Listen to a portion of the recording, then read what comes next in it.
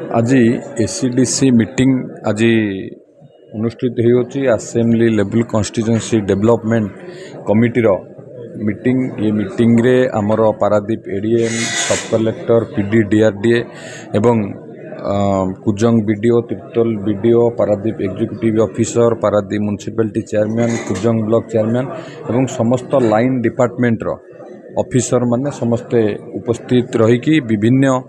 विभाग जो स्कीम अच्छी एवं तार कार्यकारिता उपरे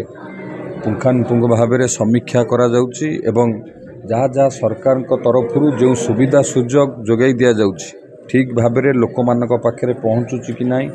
एवं जहाँ टार्गेट दिया जाइथिला सरकार तरफ केते अचीव हैला ये सब विषय रे समीक्षा करा जाउची एवं आगामी दिन में किभली भाव में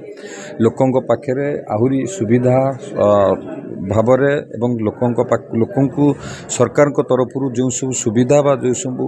योजना दि जाउची लोक मान पाखे पहुँचेबा पई मध्य निर्देश दि जाउची या उपरे पुंखानुपुंख भाव में विभिन्न सबु विभाग